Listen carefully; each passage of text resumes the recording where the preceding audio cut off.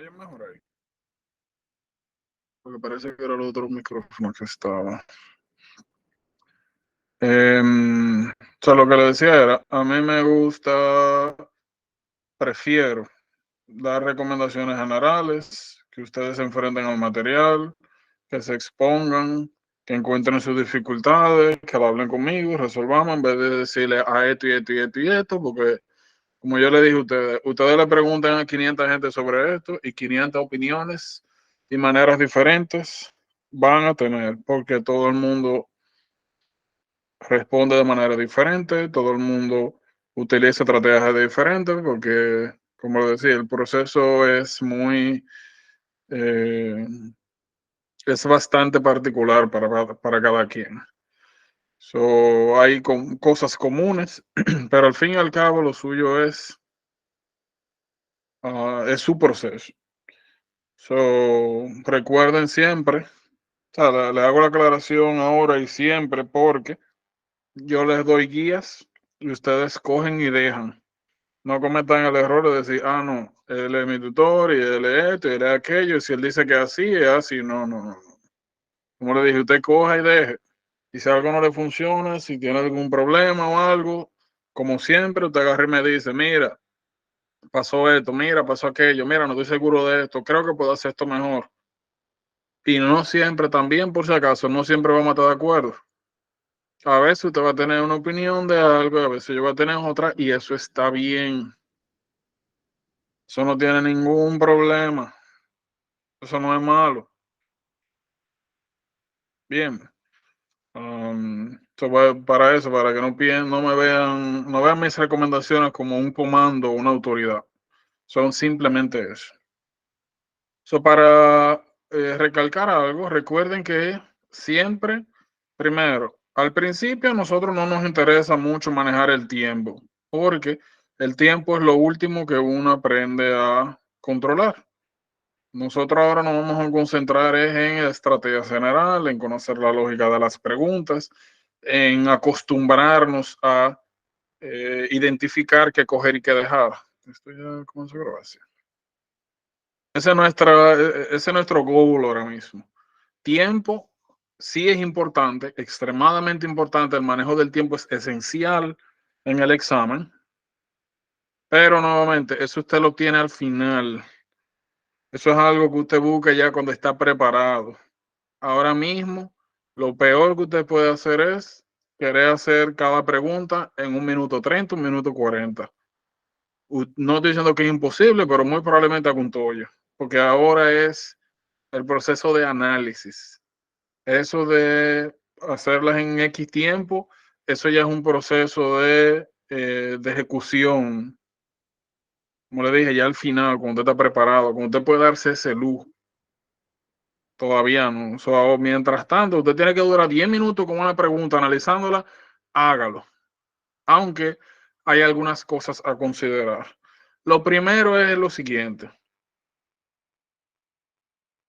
Ese statement que yo hice hace un momento de que si usted tiene que durar 10 minutos con una pregunta, hágalo ahora, mientras tanto, porque usted está acostumbrando al material, a las preguntas, al enfoque. Más adelante, ya eso no es algo viable, porque si no, pasé 40 preguntas al día, se va a tardar 2 semanas. No es viable para revisar mucho material en poco tiempo. Y también usted va a tener más fundamento, va a tener más base para abordar y va a tener más experiencia con las preguntas. Pero mientras tanto, eso sí, dedíquenle todo el tiempo que ustedes necesiten. Revísenla de arriba abajo. Como le dije, sacan siempre, subrayan lo que es importante, lo que consideran que es importante. Ahora, hay estrategias generales que son bien importantes. Como yo les he mencionado, lo primero que ustedes van a hacer es ver cuál es la pregunta para que usted sepa qué va a hacer con esto. Porque hay preguntas que son muy cortas, hay preguntas que son más o menos, esta sería una más o menos, hay otras que son extremadamente largas. Hay algunas preguntas que literalmente te ponen un folleto de 2 o 3 páginas para que tú hagas algunas inferencias sobre algún medicamento, alguna investigación o cosas así. Eso lo vamos en bioestadística. Pero el punto es que si usted no tiene una buena estrategia de abordar estas preguntas, sobre todo las que tienen un buen cuerpo, le va a tomar mucho tiempo y va a ser imposible que lo haga en el tiempo recomendado más adelante, ¿verdad? Saber qué le van a preguntar, qué usted tiene que extraer de aquí, le permite a usted ir leyendo, seleccionando y descartando. Porque si no, si usted no sabe qué es lo que le van a preguntar, usted va a comenzar a leer, va a ver toda la información y luego de que usted vea qué es lo que le están preguntando, muy probablemente usted tenga que devolverse a leer de nuevo para enfocar el material. Eso quiere decir que la primera lectura que usted hizo, esos 15, 20 segundos que usted duró revisando inicialmente la pregunta, lo tiró para la basura. Lo primero siempre es leer. Which of the following is the most likely diagnosis? Lo que me van a preguntar es diagnóstico. Y ya yo sé que para yo llegar a un diagnóstico, yo siempre voy a tener signos, síntomas, findings, ya sea de imágenes o laboratorios. Yo desde ahí ya yo sé que desde que yo comience a leer, yo tengo que comenzar a ir agrupando toda esta información, porque lo que me interesa es diagnóstico. Entonces siempre mi recomendación es, mientras usted lee, usted va subrayando las cosas que considera sumamente importantes. Edad y sexo siempre es importante porque la epidemiología a veces nos hace inclinarnos por un diagnóstico más que otro solamente por eso. Hay patología, por ejemplo, en una persona de 18 años, no es que es imposible, pero normalmente nosotros no pensamos en cánceres. Normalmente nosotros no pensamos en algunas patologías que tienen un curso lento, que son asociadas a exposiciones prolongadas o a tener factores de riesgo por eh, unidades de tiempo considerables. 18 años, hombre, viene al emergency department. Hay algo que pasó de manera aguda. Vino con dolor en el flanco, hematuria. Recuerden que desde ahí comenzamos nosotros a analizar. Las hematurias las dividimos en macro, micro. Y ya ayer nosotros hablamos de una de las causas generales de macro, ¿verdad? Cada vez que ustedes ven, desde ahí ya ustedes pueden comenzar a sacar diferenciales. Desde ahí, ¿qué cosas nosotros conocemos hasta ahora que podrían ser diagnósticos? Síndrome nefrítico, ¿verdad? Hablamos de nefrolitiasis, hablamos de cánceres de vía urinaria, cáncer renal. No hemos entrado a microbiología y pero vamos a ver parásitos, esquistosoma, hematobin.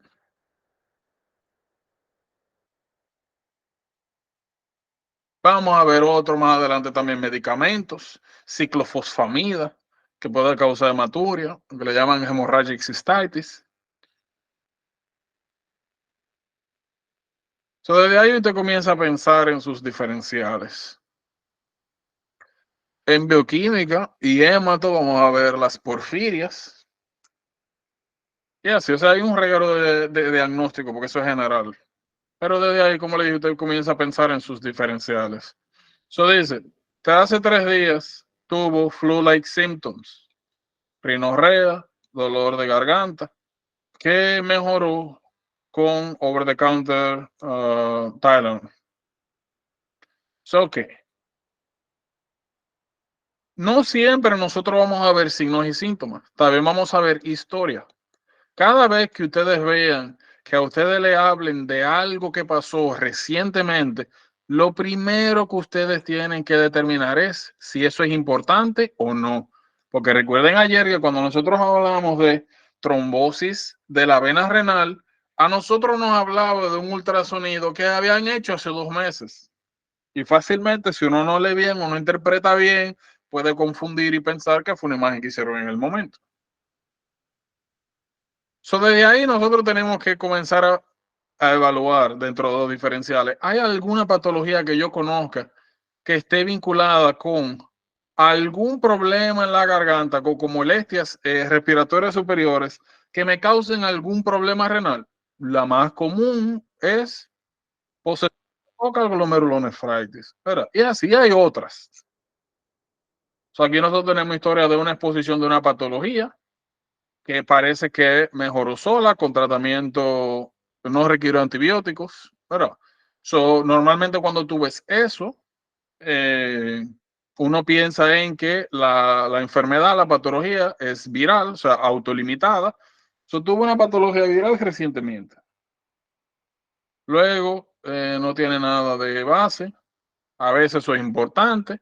Ya nosotros sabemos, ¿verdad? ¿Por qué? Por ejemplo, cuando vimos aterosclerosis, que nosotros le excluimos del tema de la pregunta que hicimos ayer, porque era una persona joven, porque tenía hiperlipidemia por un periodo corto de tiempo, porque no tenía diabetes, no tenía una hipertensión por tiempo prolongado, que son cosas que necesitamos para desarrollar aterosclerosis. Cuando hablábamos de compromiso vascular de la arteria renal. Eso no, aparentemente no tiene historia médica y no toma ningún medicamento. En algunos casos tenemos medicamentos que tienen efectos secundarios importantes. ¿Qué patología nosotros hemos visto renal que está vinculada con, por ejemplo, yo le pongo esta misma pregunta y le digo acá que recientemente comenzó a utilizar un medicamento de la madre o un medicamento así también como este, over the counter, que tú lo compras sin receta médica porque le dolió una pierna o porque le molestaba el estómago? ¿Qué patología tenemos que comenzar a pensar automáticamente de la que hemos visto?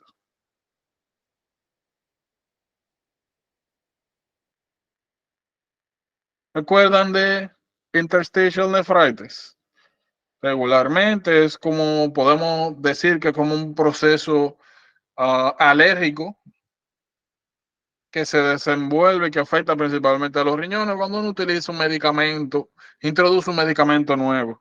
Ahí hablamos de eosinofiluria, de tener eosinófilos elevados en sangre, de disfunción renal, que entonces ya eso podemos descartarlo con solamente la historia. Ya yo sé que no es eso.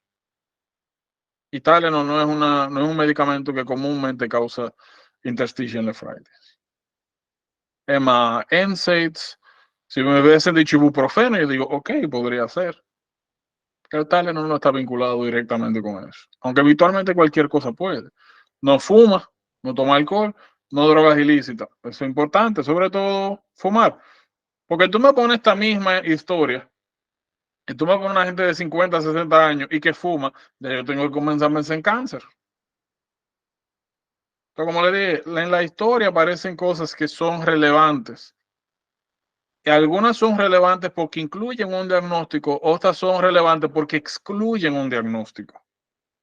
Como le dije, esa es la mentalidad, esa es la estrategia general que tienen que tener. Es ir leyendo e ir poniendo y quitando, no solamente leer para adelante, que es algo que pasa mucho. Que uno lee de arriba para abajo, después ve la pregunta y le sigue su corazón. Ah, mira esta, ¿por qué? No sé.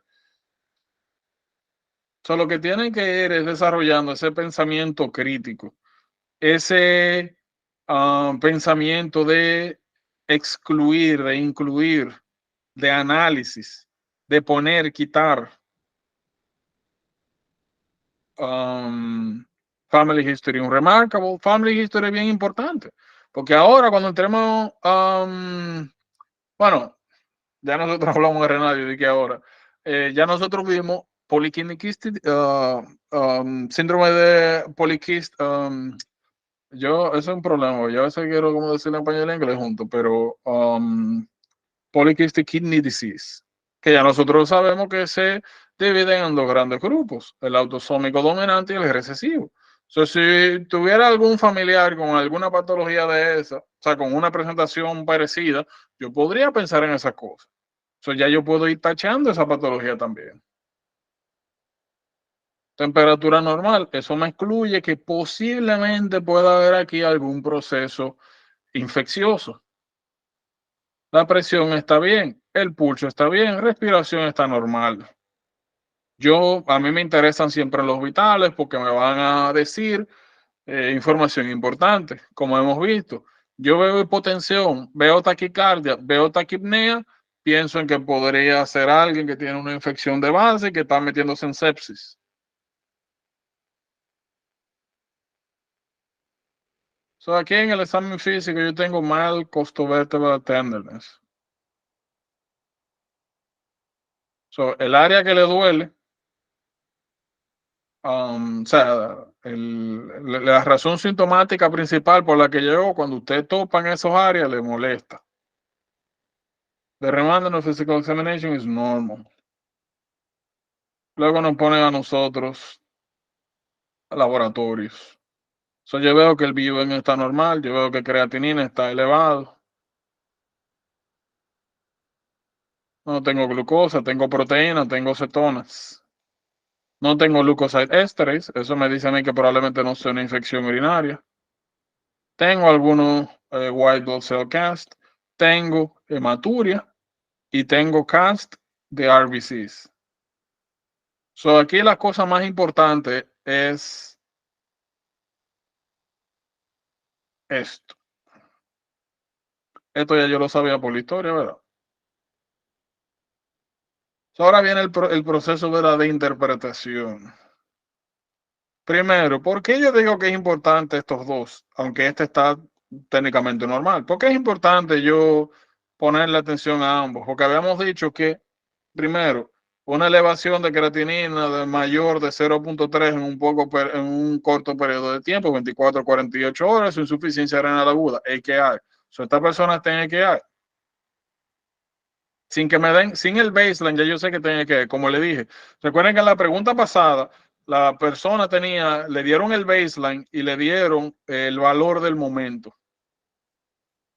Y esto era lo que yo le había dicho anteriormente. Si a ustedes no le dan un baseline, pero ustedes ven que el número es mayor de 1.2, lo más probable es, sobre todo si lo dan síntomas que tienen que ver con algo renal, es que haya insuficiencia renal aguda. Y ahí es una de las pocas circunstancias donde acá en alguna pregunta usted tiene que asumir algo.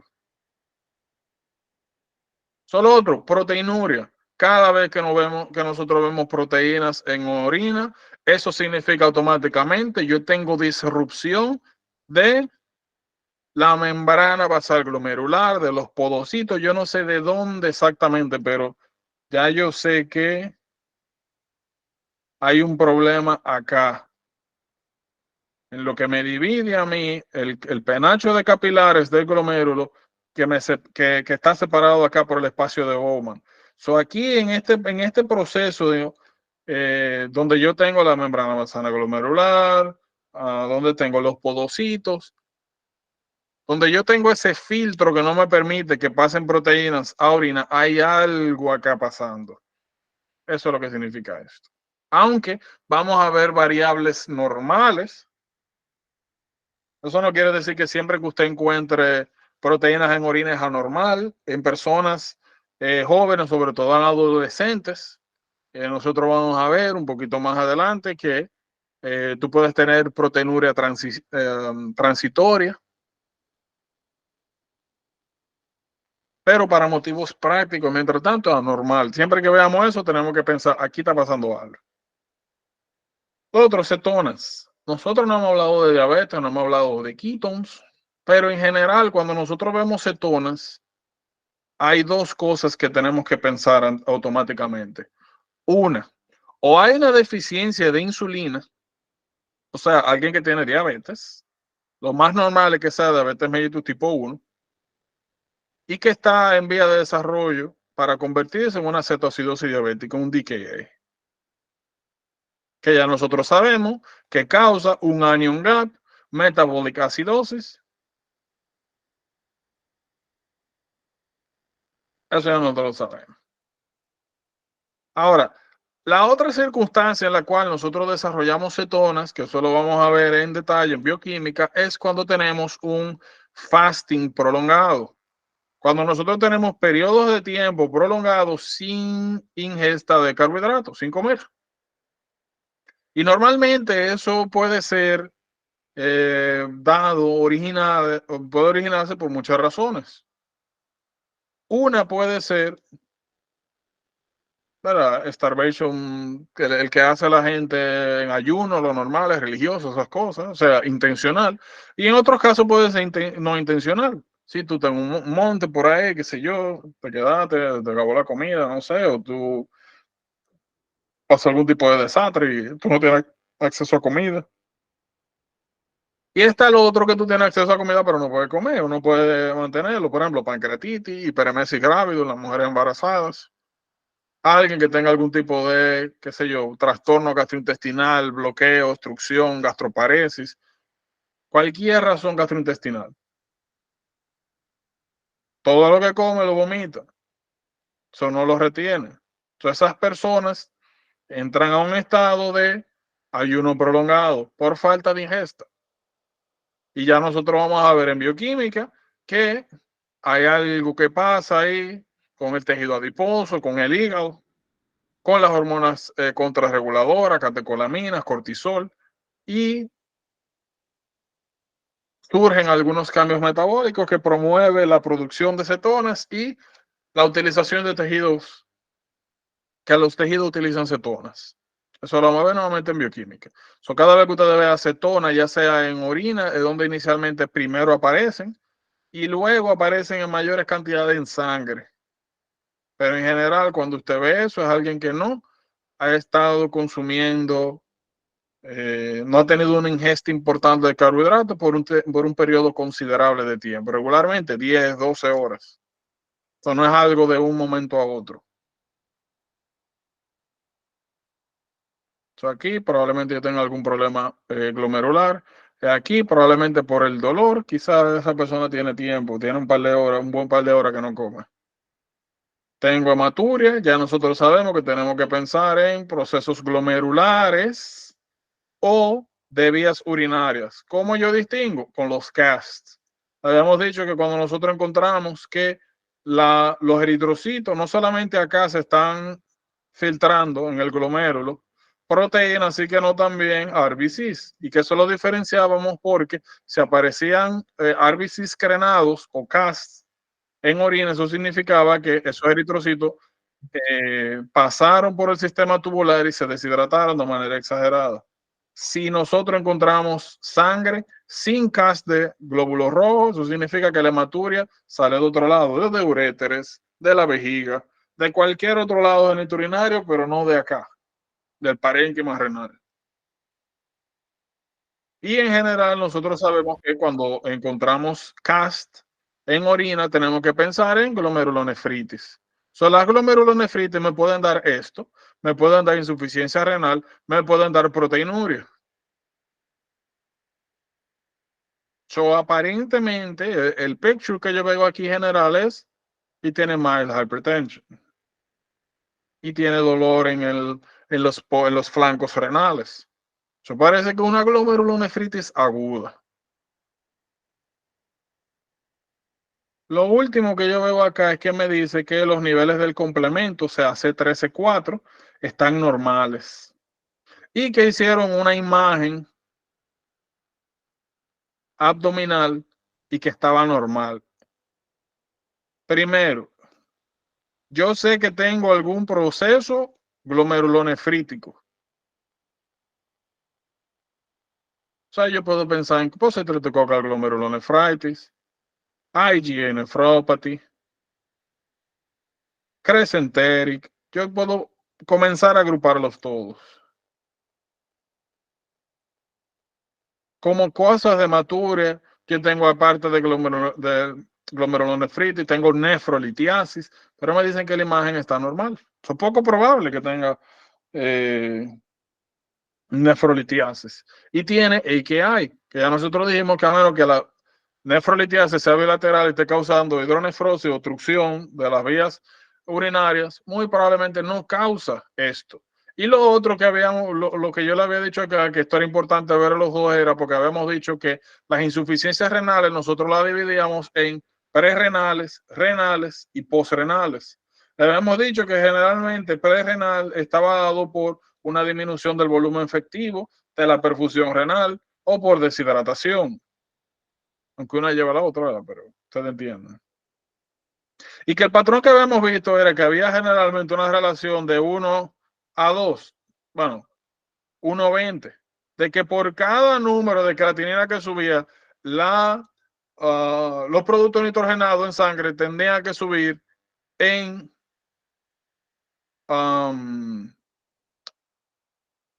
múltiplos de 20.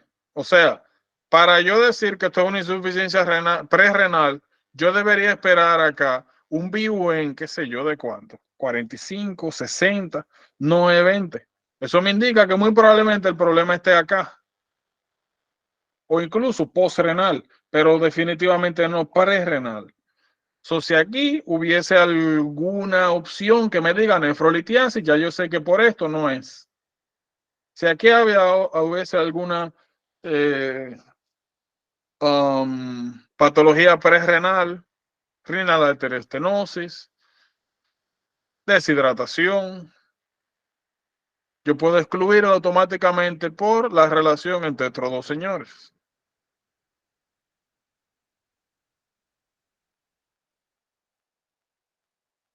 ¿Alguna duda, pregunta hasta ahora? ¿Todo bien?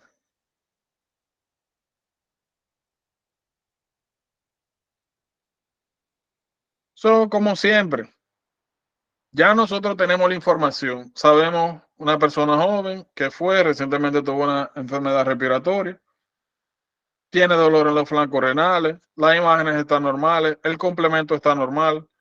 Ya nosotros vimos los hallazgos en general, el picture. Usted tiene que comenzar a poner esos signos y síntomas dónde va.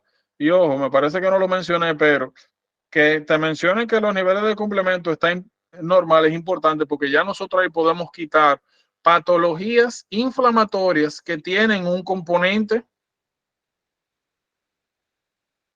con algunas porciones del sistema inmunitario. En inmuno, más adelante, nosotros vamos a ver que cada inmunoglobulina tiene una función particular. Y que generalmente cuando nosotros tenemos un proceso inflamatorio a expensas de ¿dónde lo pongo? La inmunoglobulina. No. Ajá. Pero habíamos dicho que el glomerulonefritis, el complemento iba a estar alterado. Y ¿En, una glomerulonefritis no. ¿En qué? Pero ese es el punto. Allá es que voy. En general, cuando uno habla de un proceso inflamatorio, cuando hablamos de procesos inflamatorios y hablamos de glomerulonefritis, en general nosotros asumimos que los complementos C3, C4 van a estar bajos. Ahora, todo depende de la fisiopatología de quién sea el que esté causando el problema. Normalmente nosotros vamos a ver C3, C4 disminuido solamente cuando hay o un ataque directo del sistema inmunitario al tejido renal, o cuando quien está causando la inflamación y el problema renal está vinculado a IgM o IgG, que son las inmunoglobulinas que pueden activar al sistema inmunitario humoral y consumir al complemento. Ahora, hay otras inmunoglobulinas, como en el caso particular de IgA, que no activan al complemento. No tienen esa capacidad. Por ende, no todos los procesos glomerulonefríticos que tienen un fundamento inflamatorio van a tener consumo de las proteínas del complemento. Solamente los que cumplan estos criterios. ¿Por qué eso es importante? Porque aquí yo puedo comenzar. Nefrolitiasis ya nosotros sabemos que no es, porque las imágenes están normales. Y no es imposible, pero una persona tan joven tiene que tener algunos problemas metabólicos de base para desarrollar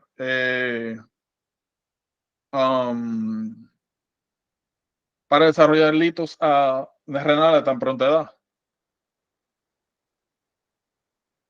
Este es el otro nombre que recibe la enfermedad de Alport. Alport habíamos dicho que era una patología genética recesiva que normalmente estaba asociada a disfunción de colágeno tipo 4. Y habíamos dicho que normalmente íbamos a ver problemas renales, problemas auditivos, problemas visuales. Él solamente tiene problemas renales, lo otro no lo tiene. Y generalmente, como es una patología que tiene un componente genético, tenemos historia familiar que no tenemos aquí. Entonces eso se cae. Otra, aquí el post-streptococcal glomerulonefritis. Él tuvo un proceso vinculado reciente a una infección en la garganta. Ahora, primero, cuando nosotros vimos post-streptococcal glomerulonefritis, nosotros vemos que regularmente pasan algunas semanas. Eso es lo primero. Segundo, no hemos visto en detalle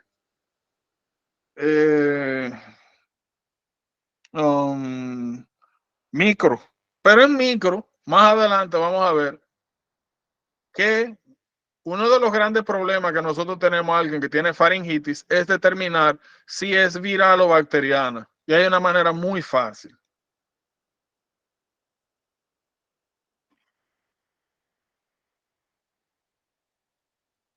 De hecho, podemos utilizar este mismo, MedCalc. Criterios de Centor. Ahora yo los voy a simplificar. ¿Qué pasó? No se preocupen, llegamos ahí. ¿Qué es lo que yo hablaba? Sí.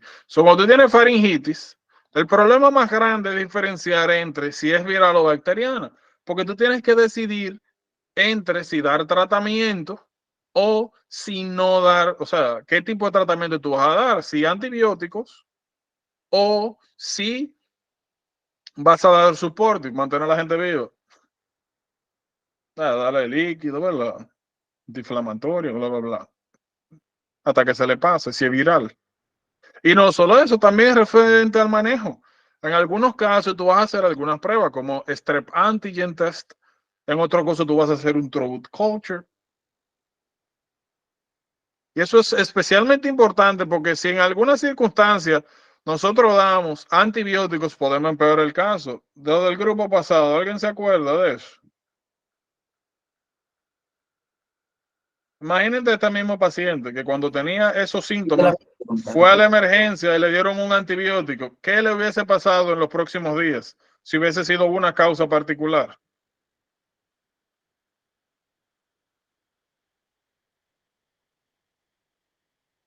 Nosotros habíamos hablado que el problema más grande de tu dar antibióticos para una faringitis viral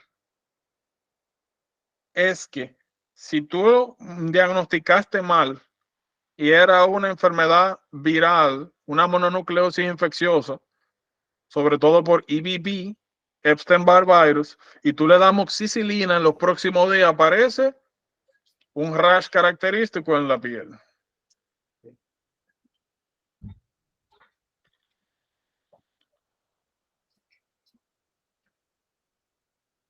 Ese rash.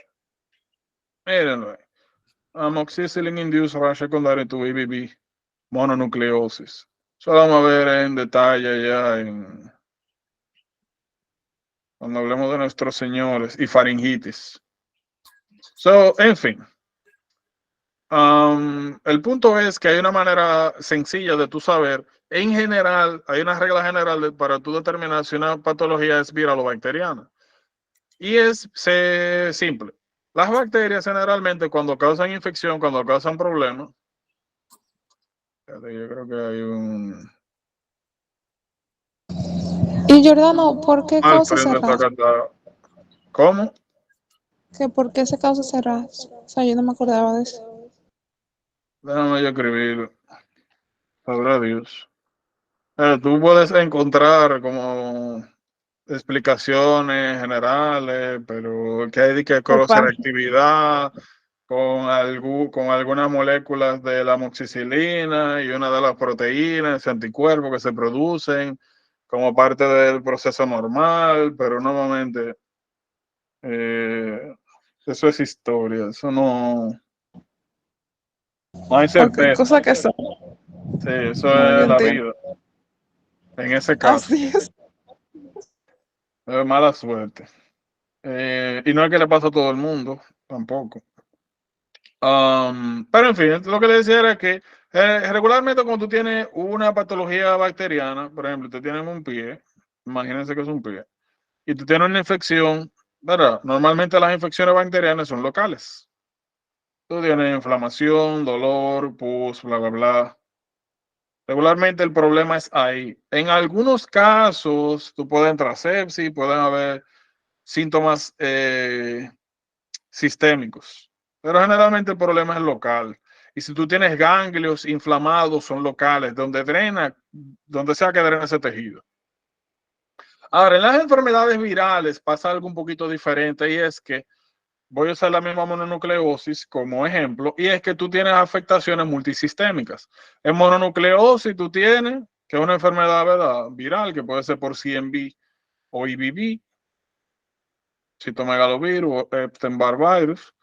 So, tú tienes linfadenopatía diseminada, tú tienes ganglio linfático prendido en candela en el cuerpo entero, tú tienes fiebre, tú tienes malestar, te duele la garganta, te duelen los huesos, te duelen las articulaciones. So, tú tienes afectación multisistémica. Eso es bien característico de las enfermedades virales. Y normalmente las bacterianas no se van solas. Algunas virales, en la mayoría de los casos, se van solitas. So, él tenía afectación de garganta y nariz, o sea, vías aéreas respiratorias superiores, y se fue solo. Parece viral, porque tú no desarrollas problemas con la nariz cuando tú tienes un strep faringitis encendido. Lo que tú desarrollas en el peor de los casos es placa. Y ahí, cuando ustedes revisan los criterios de Centor, van a ver que hay algunas cosas que no salen. En las bacterianas, que como normalmente el que tiene faringitis estreptocócica no anda tosiendo, el otro sí. Pero en fin, eso lo vamos a ver en detalle más adelante. Lo que me interesa que sepan es que a manera general yo puedo asumir, según esta presentación pasada, de que tenía una patología viral de base. Y esto da es cuando tú tienes una patología bacteriana. Estreptococo beta hemolítico del grupo A. Estreptococo pyogenes. ¿Verdad? Que es Optokin sensitive y tiene biosolubility, ¿verdad? Será el char que de identificación de los gram positivos. Y normalmente, o sea, aquí yo estoy viendo varios problemas. Uno, lo que él tenía no parece bacteriano. Segundo, pasó días después, no pasó semanas después, como es normal que suceda.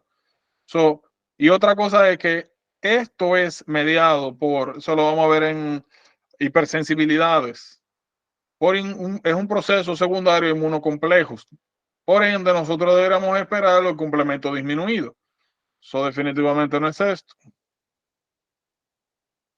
Thin basement membrane disease es una patología estructural parecida a hereditary nephritis, donde, como el nombre dice, nosotros tenemos es una membrana basal glomerular delgada que normalmente deja pasar cosas que no deberían. Ahí normalmente nosotros lo que vemos es hematuria recurrente. No hay dolor, no hay ningún otro tipo de síntoma. Entonces, esa no es. ¿Qué nos queda? IgA nephropathy. So, IgA nephropathy o nefropatía sinfaringítica, me parece que ahí aparece como Berger disease también, es eso. Tú tienes, esta es la historia clásica. Tú tienes a alguien que tiene una afectación normalmente de vías respiratorias, alguna infección normalmente viral, y días después desarrolla insuficiencia renal aguda y una patología secundaria renal. Y a lo que se debe eso es que normalmente mucosas en general, sobre todo respiratorias, una de las maneras en la que nosotros protegemos esas vías es con IgA. So, estas personas tienen la mala suerte de que tienen la peculiaridad de que cuando tienen estos procesos respiratorios producen mucha IgA. Toda esa IgA se acumula en sangre, se deposita en riñón y comienza a causar inflamación en el riñón. Podríamos decir que es un tipo de patología con un componente autoinmunitario secundaria a un trigger de una enfermedad viral, que es nuevamente el mismo fundamento que habíamos visto anteriormente, pero esto es una viñeta con información extra. De ahora en adelante, cada vez que ustedes vean a una persona que tiene una patología viral de vías aéreas superiores, podría ser gastrointestinal también, pero lo más común es infección viral de vías aéreas superiores, y pocos días después desarrolla problemas, trastornos renales que asemejan síndrome nefrítico, tienen que pensar automáticamente IgA nephropathy. Ahora, fíjense que lo primero que le dije ahorita fue, tienen que ver qué es lo que le están preguntando. Segundo, analizar todo en la historia, que es importante. Como yo les mencioné, regularmente cuando yo estoy leyendo una pregunta, yo voy señalando y diciendo, mira, esto es importante, esto no tanto, esto no sé, esto lo voy a poner así. Por si acaso yo tengo que devolverme a rechequear algo así, yo no tengo que leer todo de nuevo, yo voy por partes y voy excluyendo, incluyendo. Es una mecánica que tiene que salir automática. Y yo tengo que ir pensando en los diferenciales. Porque hay cosas que me pueden cambiar el diagnóstico, como fuimos viendo. Aquí te dicen que la persona tenía un rash en la cara, que no sé qué, es hombre, pero no es que a los hombres no le da lupus, es sencillamente más común a mujeres.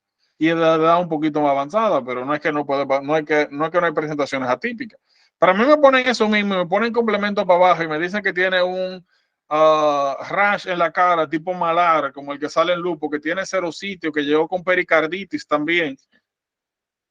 Yo digo, oh, esto parece lupus. Entonces ya yo sé que lo que yo voy a ver es un crescenteric glomerulonefritis, ¿verdad? Donde vemos estas estructuras en semiluna en los glomérulos. Yo puedo hacer tweaks, cambiar la historia, poner y quitar una cosa y eso me cambia la patología, el diagnóstico.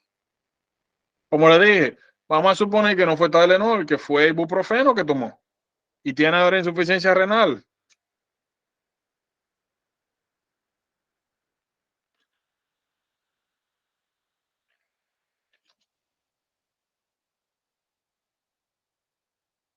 Le enseñan esto, le dicen no, que no sabían qué era y que le dieron esto y que seguían empeorando la función renal, que le tomaron una biopsia y encontraron eso. Y recuerden que le pueden preguntar lo mismo que le dije. En vez de preguntarle el diagnóstico, pueden preguntarle cómo se ve en la microscopy esta patología, cómo se ve en inmunofluorescencia, cómo se ve en electron microscopy. Entonces, esos son los tweaks y la manera en la que ustedes le van a presentar, le van a preguntar las informaciones,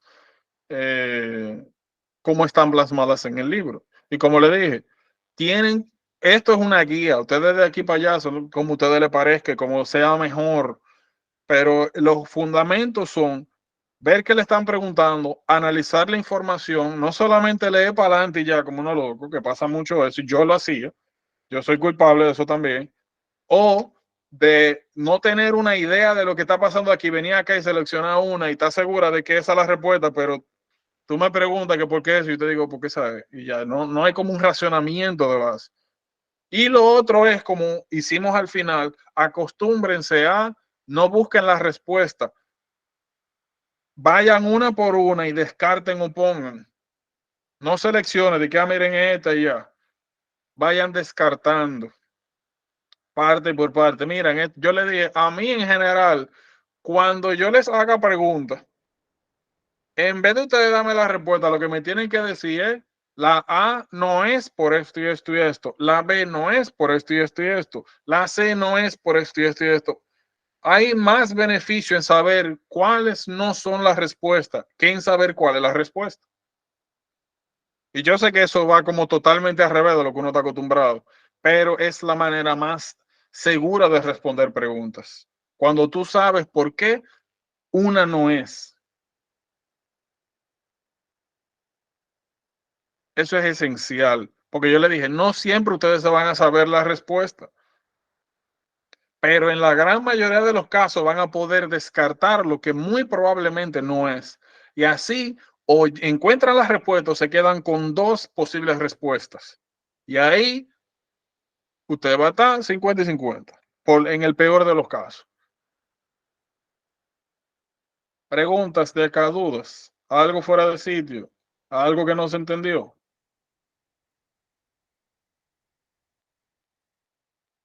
¿Todo bien? Y nuevamente, ¿Todo bien? recuerden que al final lo que ustedes van a hacer es asentarse a responder preguntas. Estos ejercicios son lo más importante. Y ese enfoque es esencial en general. Y yo sé que es muy difícil uno imaginarse estas cosas y posteriormente como aplicarlas por uno mismo. Pero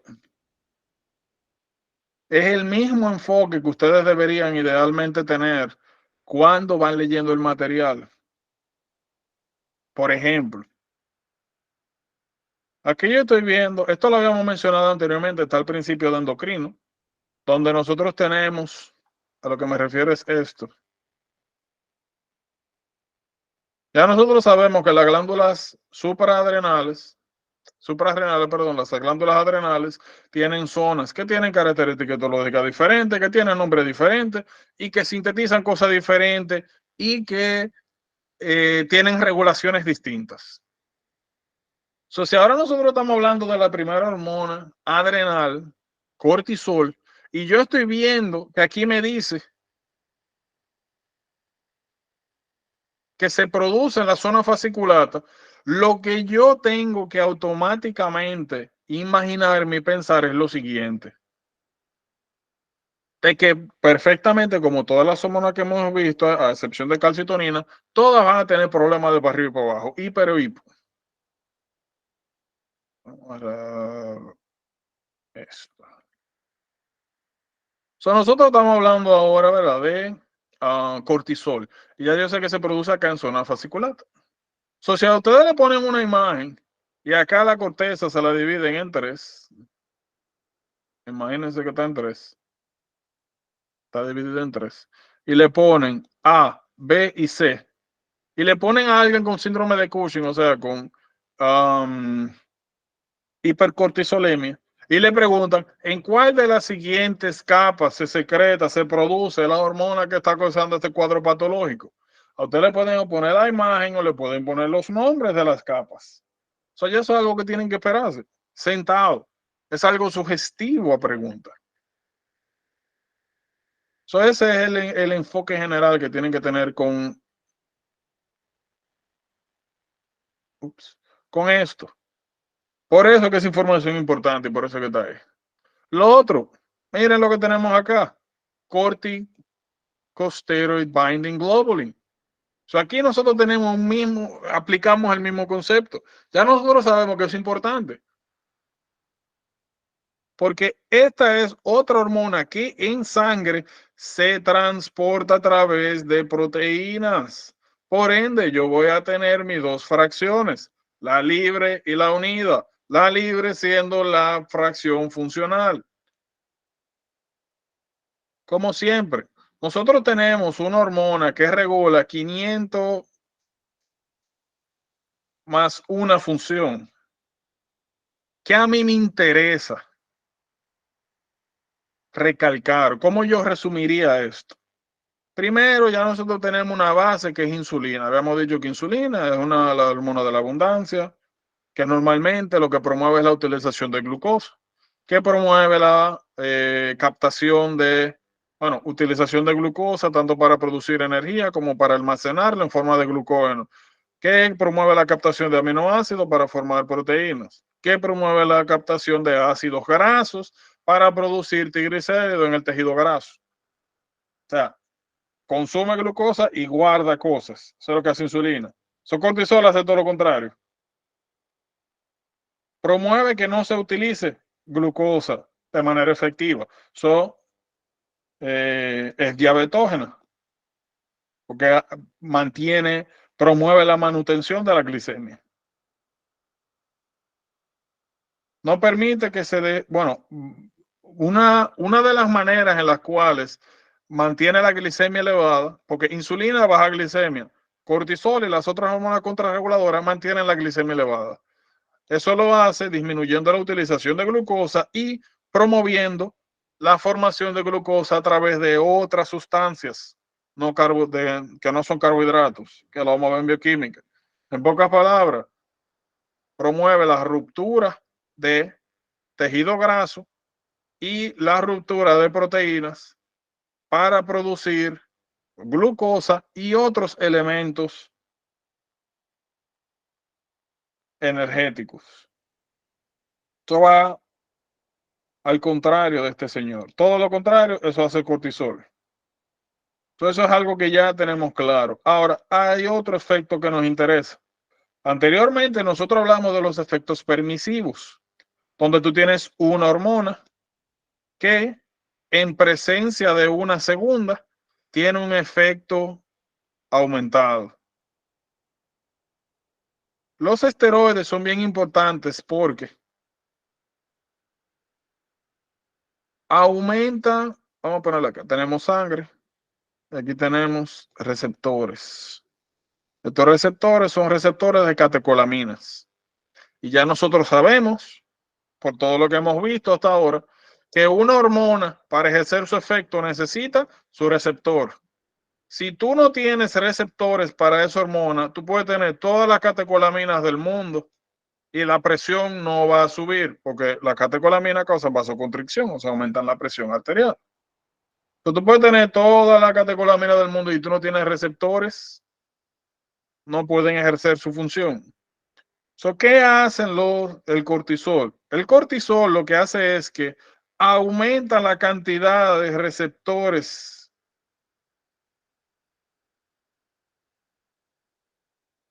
de catecolaminas.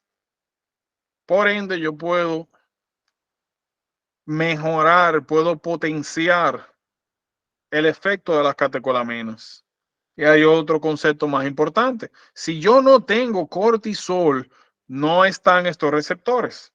Las catecolaminas solamente funcionan cuando hay cortisol presente. A eso se le llama efecto permisivo, donde para yo tener el efecto neto de una hormona, de una sustancia con capacidades endocrinas, yo necesito tener otra presente. Y eso va a ser especialmente importante cuando hablemos más adelante de sepsis. Sepsis a veces uno tiene que dar esteroides. Y la razón por la que uno da fluorocortisona, hidrocortisona, en alguien que tiene la presión que baja y que no responde a epinefrina, norepinefrina, fenilefrina, vasopresina, en esos momentos uno da cortisol, porque el cortisol aumenta la cantidad de receptores a lo que se pegan todos esos vasopresores. Se le llama así mismo estrés esteroide. Y lo vamos a ver en sepsis más adelante, cuando hablemos de diferentes tipos de shock. Eso es importante. Lo otro, hay algunas hormonas. Vamos a poner otro vaso.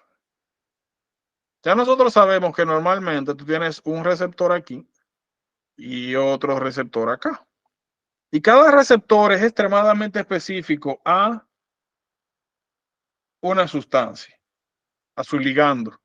Y normalmente esta sustancia no se va a pegar a este receptor, solamente al suyo. Ahora, hay algunas...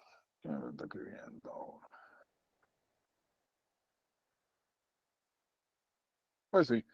Ahora, hay algunas hormonas que en condiciones especiales pueden unirse a su receptor y al otro. Cortisol es la primera hormona. Vamos a decir que este es el receptor de cortisol y que ojo, este no es el receptor de cortisol porque el receptor de cortisol, o sea, un ejemplo por si acaso, porque habíamos hablado anteriormente que cuando hablamos de hormonas, saber la ubicación de receptores es importante. Y vamos a ver que los receptores de cortisol no están en membrana. Recuérdense que lo dividimos en membrana intracelulares, o sea, citoplasmáticos e intranucleares. Esto es representativo, por si acaso. El cortisol normalmente,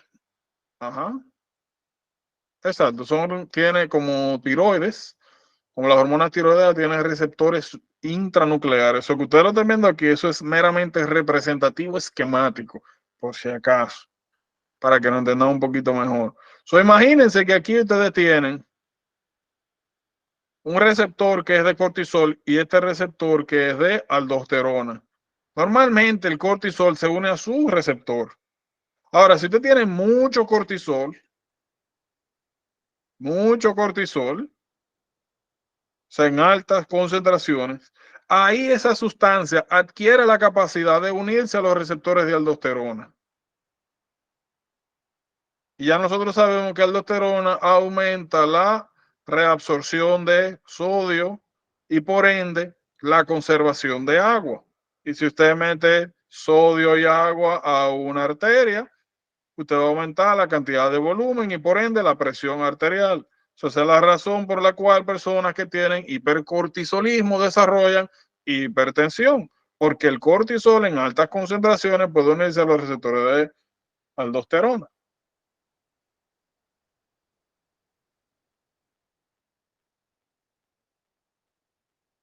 Bien, eso es lo que más nos interesa de acá. Hay otras cosas, ¿verdad? En síndrome de Cushing vemos osteopenia, osteoporosis. Nosotros vemos esto, leucocitosis. O sea, que tenemos aumento de los glóbulos blancos en sangre. Eso se ve sobre todo también cuando usted da, por ejemplo, en COPD, en asma. Cuando usted da esteroides para las exacerbaciones agudas o en general personas que tienen trasplantes, que están en inmunosupresión, o personas que tienen sarcoidosis, personas que tienen lupus, personas que tienen enfermedades reumatológicas. Cuando usted da esteroides, tiene que esperar que los WBC se eleven. Y vamos a ver los detalles de eso en hémato. Personas, esto lo vamos a ver en inmuno. Mastocitos liberan histamina. Histamina es una sustancia que causa vasodilatación y es la que está vinculada con los procesos alérgicos, sobre todo anafilaxis. Vamos a ver más adelante de cuando una persona tiene un proceso anafiláctico, usted básicamente da antihistamínicos, da esteroides y da algunas catecolaminas, epinefrina para ser más específica. Nuevamente, todas estas cosas nosotros lo vamos a ver en otros temas cuando estemos en algunos detalles. Ustedes saben que las personas con Cushing desarrollan estrías. Esta es la razón principal de eso. Y se lo van a preguntar, le van a poner a alguien alguien que tiene, le llaman Cushinoide. Appearance Cushinoide. Le van a señalar las estrías, le van a preguntar que por qué pasó eso. Que por qué eso está ahí, que qué pasó.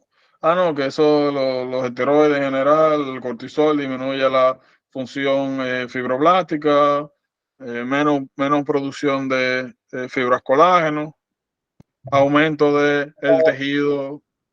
Ajá. Hay algo aquí. Hello. Hay un aumento de la grasa central, abdominal, y tú concomitantemente no puedes producir de manera adecuada en la piel colágeno. Aparecen esas estrías que son rosadas porque abajo hay tejido vascular.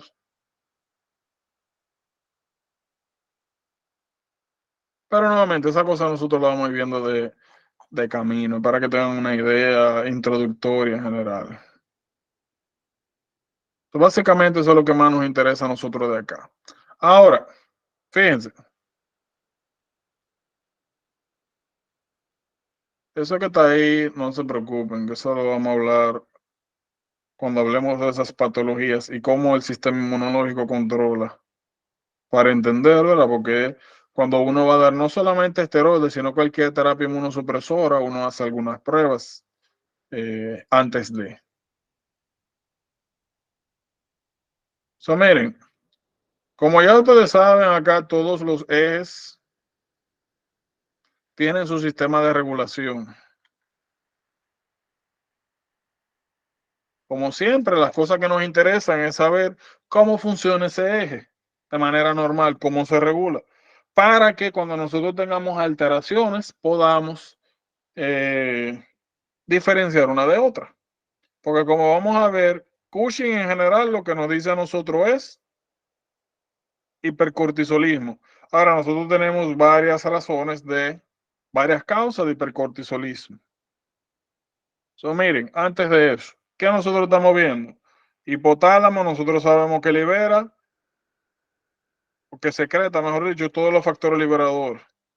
Corticotropic release hormone, que eso viaja acá en el tallo infundibular a través del sistema portavenoso, que vamos a hablar más adelante en detalle de eso.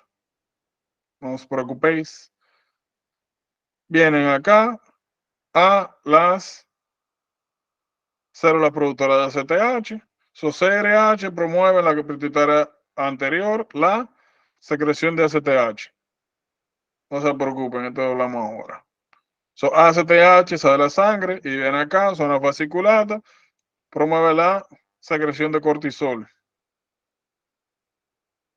So, ¿qué pasa? Como siempre, el producto de la vía endocrina inhibe a nivel pituitario y a nivel hipotalámico. So, el producto inhibe lo que estimula su secreción. Ahora, de manera externa, o sea, digo, externo a esto, nosotros tenemos cosas que pueden promover la secreción de CRH. Estrés. Recuerden que en general a estrés, nosotros nos referimos a estrés fisiológico. Estrés fisiológico es cualquier tipo de situación particular en la cual usted disminuye el aporte energético de los tejidos.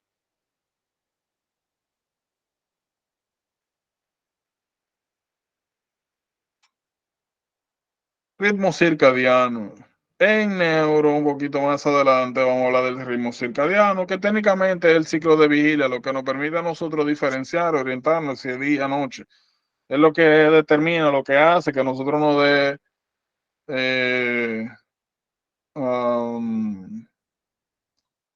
tener una regulación entre el ciclo de vigilia-sueño. O normalmente personas que no respetan el ciclo circadiano, llámese todo el que estudia medicina y estudia en el área, y se desarrolla en el área. Si usted amanece, si usted no tiene un ciclo de sueño regular, te puede comprometer el ciclo circadiano, puede provocar desregulación del eje, puede provocar que se secrete más cortisol. Y a eso es lo que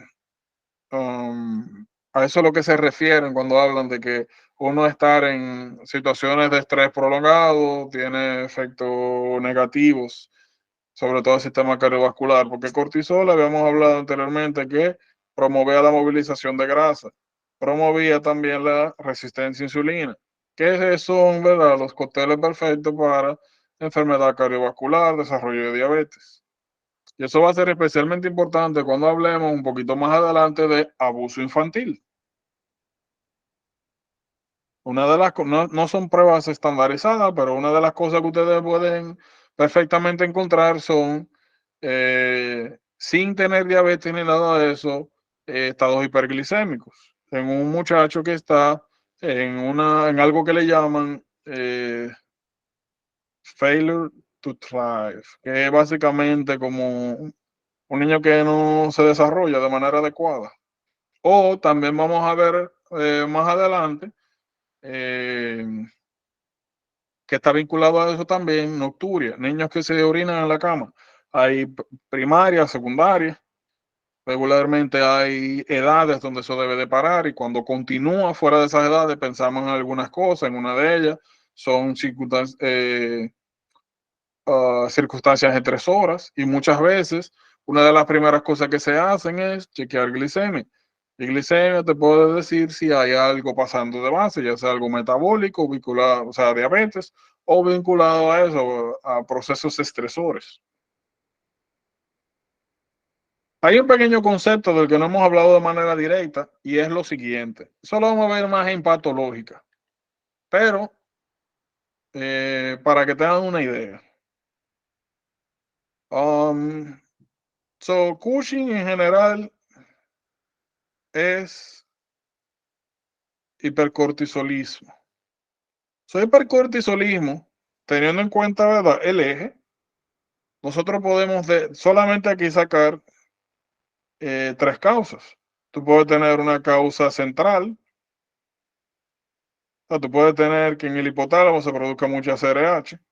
Tú puedes tener que acá, tú puedes tener una masa funcional, la pituitaria anterior, que produzca CTH. O tú puedes tener acá una masa también funcional que produzca cortisol. Tú puedes tener hipercortisolismo primario, secundario o terciario. Primario siempre se refiere a la glándula, o sea, al sitio. Si tú dices hipercortisolismo primario, significa que tú estás produciendo todo ese cortisol en el órgano donde normalmente se produce. Y hay una causa alterna que es exógena, generalmente iatrogénica, que son, como les mencioné, personas que requieren inmunosupresión, o, como vamos a ver cuando hablemos ahora de insuficiencia adrenal, personas que tú tienes que suplementar con cortisol si lo utilizan de manera inadecuada, o si las dosis no están bien calculadas de manera adecuada, tú puedes causar un Cushing. Y cada uno, como pasa en patologías tiroideas, dependiendo de cómo tú encuentres estos niveles de ACTH, de CRH, de cortisol, tú puedes decir más o menos dónde está el problema. Y vamos a tener otras pruebas auxiliares, como la prueba de ACTH. Hay otras, como prueba de cosintropina, que tú utilizas para ver cómo está este eje, cómo responde. Y eso te ayuda a determinar dónde está el problema. En general, ustedes van a tener enfermedad de Cushing y síndrome de Cushing. Para motivos prácticos es la misma cosa, fenotípicamente hablando. O sea, es lo mismo una persona que tiene aumento de peso, edema, osteopenia, el hump de búfalo, el hump de búfalo, el cushinoide.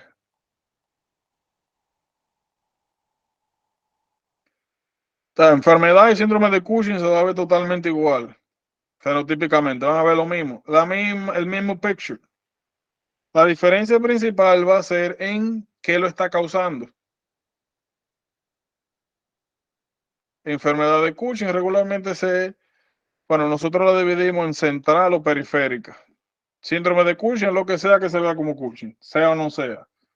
Y enfermedad generalmente nosotros la dividimos en cuando hay acá algún problema directo en el eje, y son periféricas, si es acá en el órgano, o central, si es algo acá sucediendo en el sistema nervioso central.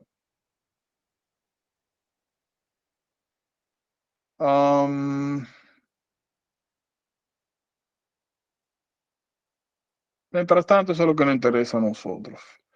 Miren, en neuro nosotros vamos a ver un poquito más de esto de regulación de apetito y de patologías que están vinculadas con las mismas. Hay tres hormonas, pero estas son las más importantes: grelina, leptina. Esta da hambre, esta da saciedad. Normalmente la leptina es un sistema hormonal es un sistema de comunicación entre el sistema nervioso central, imagínense que es un cerebro, más el tejido adiposo, o sea, grasa. Normalmente el tejido adiposo libera leptina. Y leptina viene acá al sistema nervioso y causa saciedad. En poca palabra dice, ya hay mucha grasa, no coma.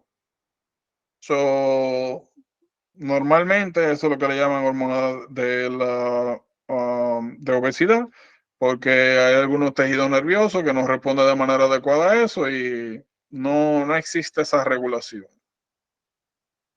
Ahora, grelina, en cambio, es una hormona que se produce principalmente en el estómago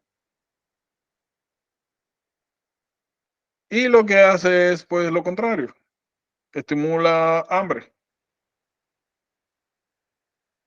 Grelina tiene relevancia, por ejemplo, cuando hacen la llamada manga gástrica. Grelina principalmente se produce acá, en estas porciones del estómago, que son las que se extirpa, se excisiona cuando se hace manga gástrica.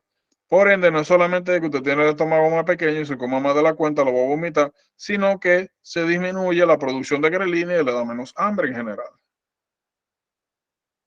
Como les mencioné, hay circunstancias, sobre todo patologías, síndromes, donde tenemos problemas con estos sistemas de regulación y las cosas se salen de sitio y pueden causar obesidad. Lo otro es esto, sleep deprivation.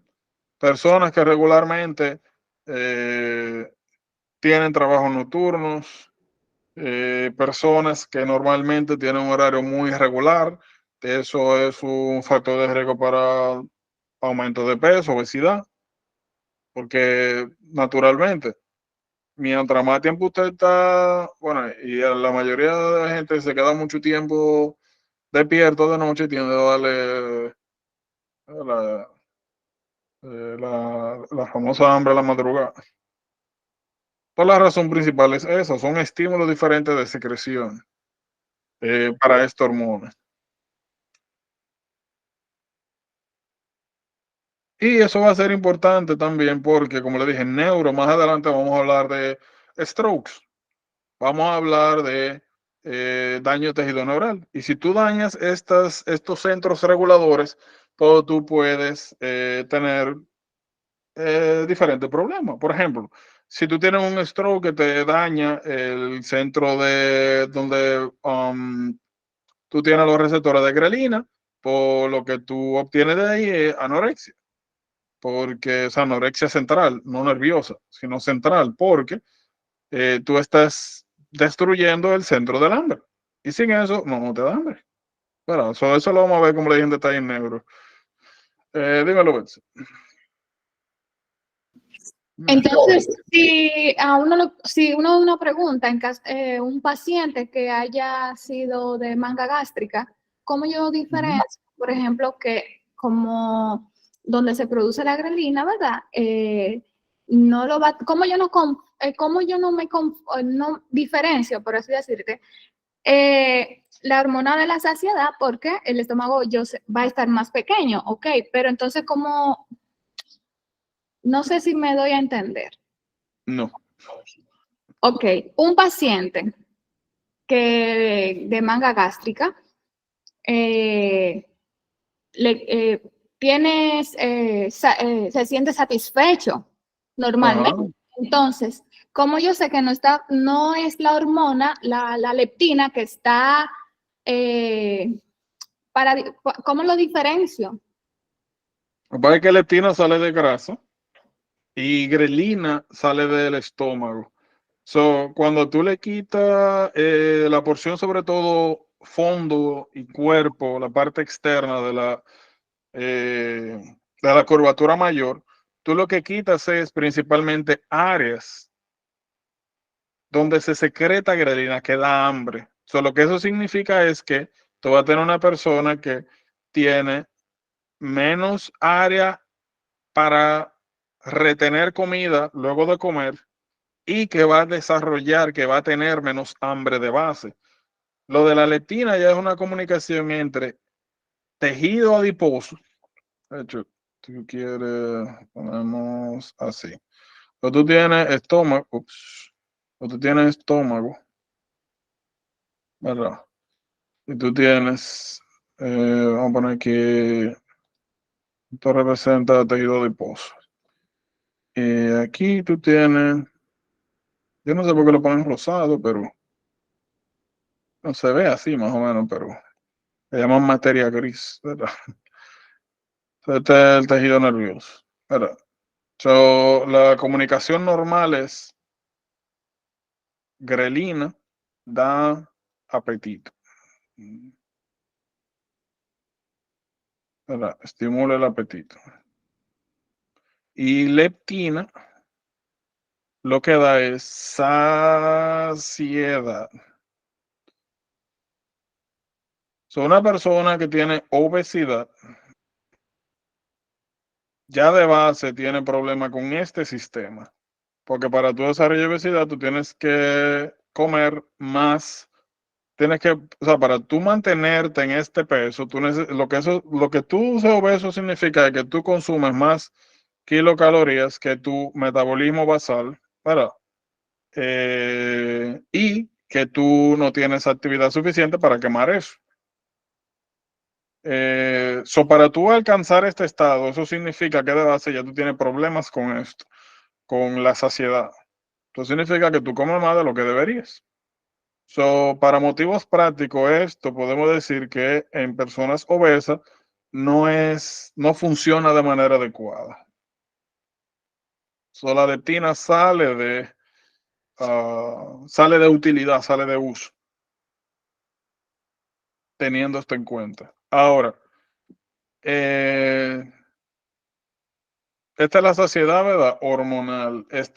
Hay otro tipo de saciedad que es la que te da cuando tú obtienes distensión abdominal, esa sensación de llenura, que es una psicológica. Esta hormonal, esa sensación de llenura es psicológica. ¿Qué pasa? Cuando tú agarras a alguien y le haces una manga gástrica, tú alcanzas esa sensación de llenura más rápido, con menos porciones, y tú eliminas las regiones donde se produce principalmente grelina, que es lo que da hambre. Tú alcanzas ansiedad más rápido y disminuyes el estímulo de hambre. Bien. Excelente, sí. Ahora, eso no es algo muy bueno, ¿no? Tampoco. Eso tiene muchos problemas a largo plazo. Sobre todo mujeres. Hombres no tanto, mujeres es lo principal. O como tienes que suplementarte con vitamina D, aumenta el riesgo de desarrollo de osteoporosis más adelante, fractura, y después que te fractura una cadera, está fea la cosa. En embarazo complica las cosas también, sobre todo desde el punto de vista nutricional. A las mujeres eso no le hace muy... Aunque peor realmente tener una obesidad mórbida o algo así, morirte de un infarto antes de tiempo, pero lo que digo es que no es tampoco una solución wise. Pero nuevamente esto lo vamos a ver más en detalle en neuro. Y esto también, eso déjenmelo ahí. Hablemos de placer y esas cosas. Y sobre todo drogas, ¿verdad? Adicciones. Miren,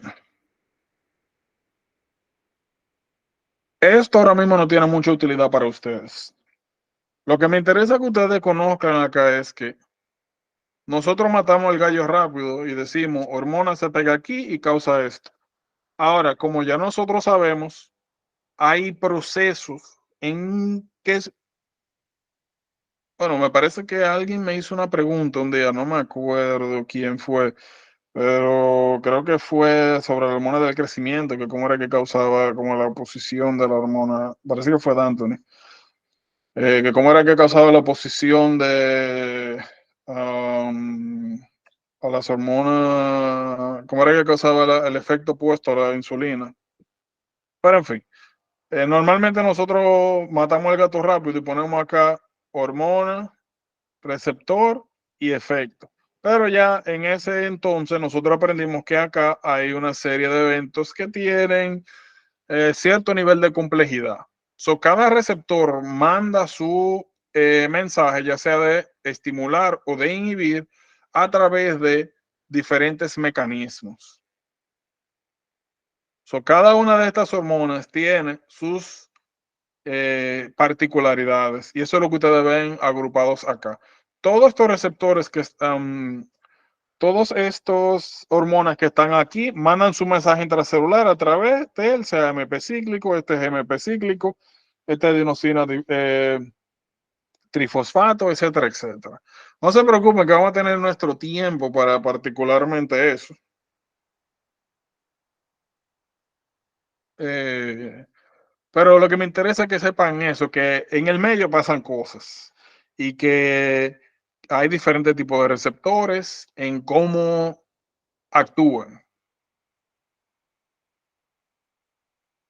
Lo otro que me interesa que vean es esto. Esto es... Yolanda, disculpa que me confundí un poco. Lo que tú pusiste arriba, IP3, ¿eso es un receptor? No, es un segundo mensajero. Ah, ok. Todo esto es un segundo mensajero, ya. Receptor,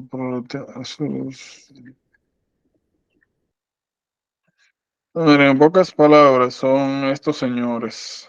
Esto, tú tienes un receptor que cuando se le une este se ve un poquito mejor. Para asegurarme de que nos estamos entendiendo aquí.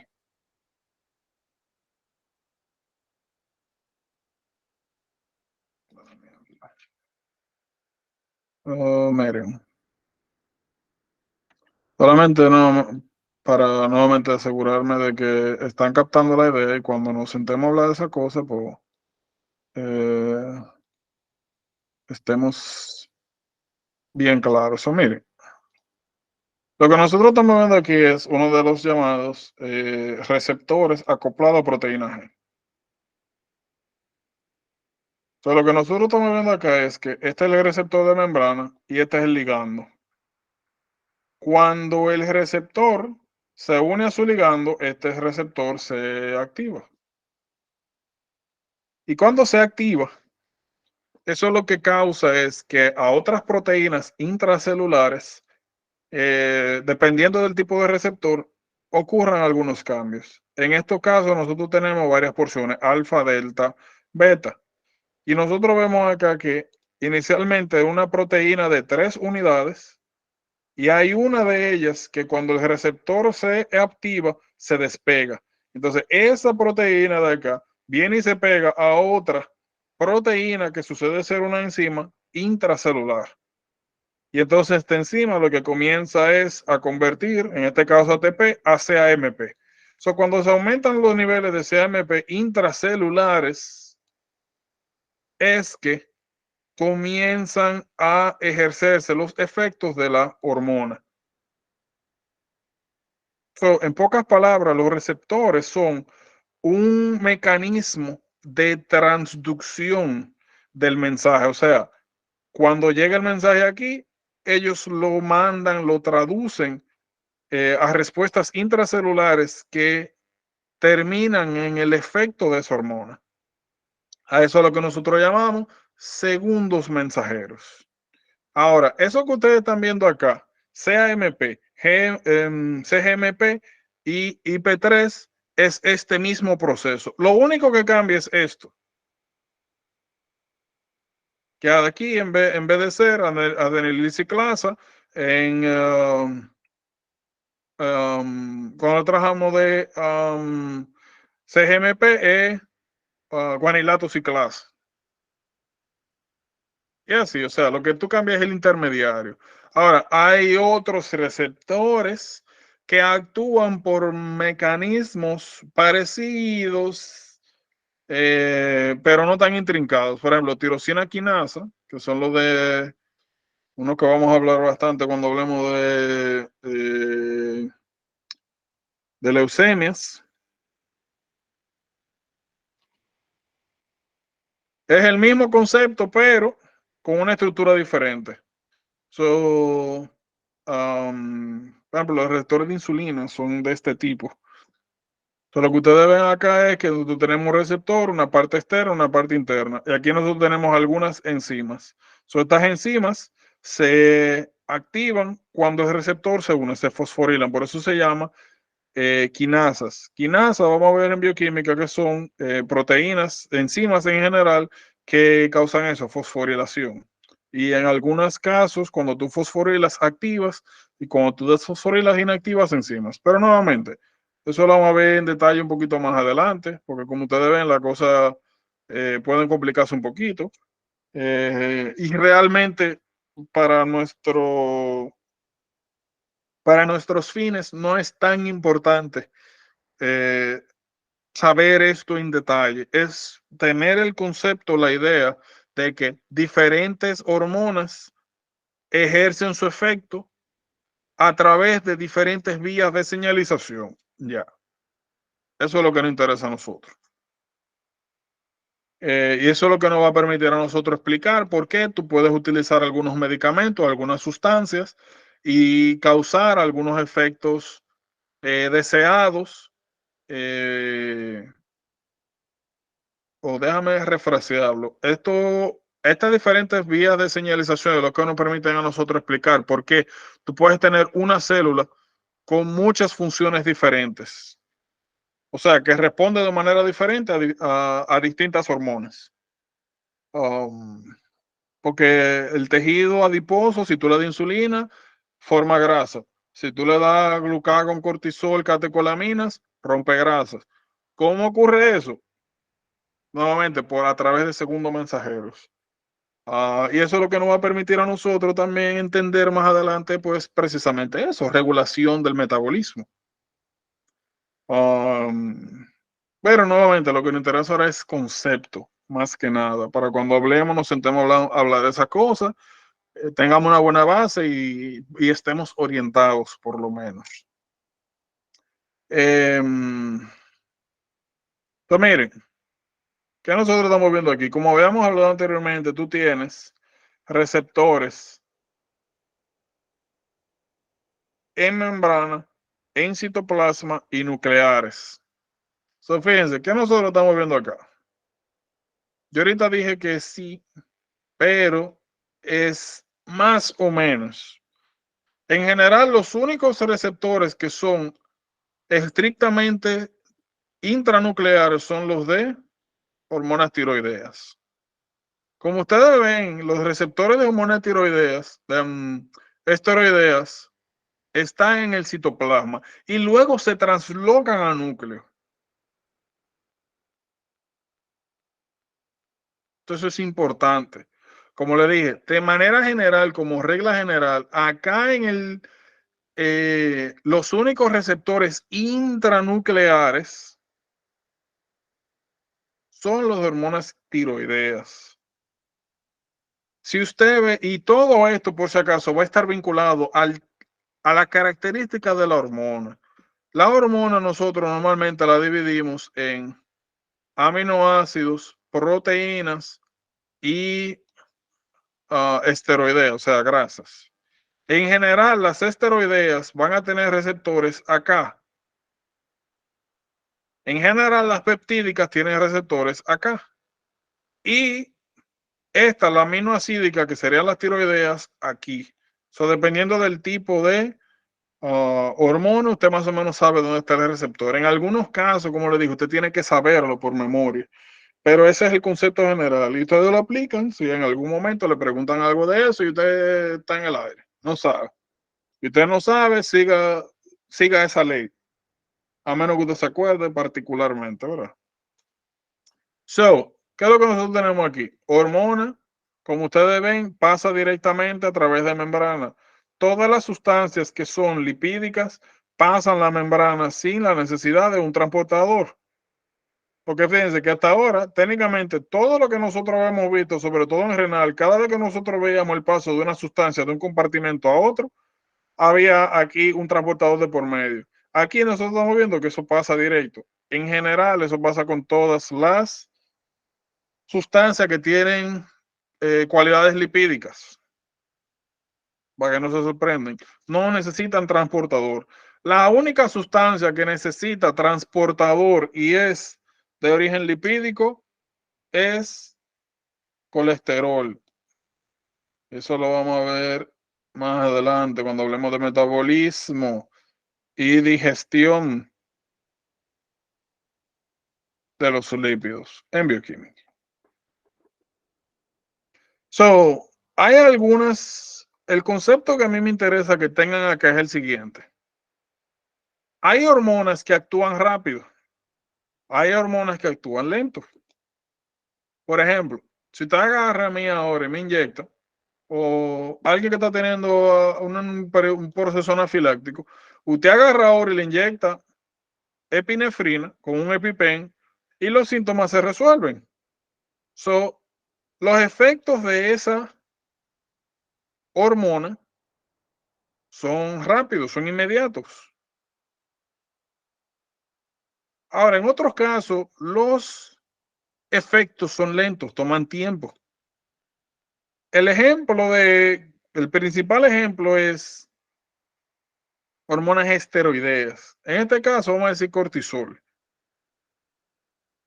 Como ustedes ven, lo que hace cortisol y en general las hormonas tiroideas es que cambian la expresión génica. Promueven que algunos genes comiencen a ser utilizados. Y naturalmente, usted comenzara, bueno, eso lo vamos a ver en genética, de que el material genético lo podemos encontrar de varias formas, como eucromatina, heterocromatina, o en pocas palabras, así, libre o empaquetado.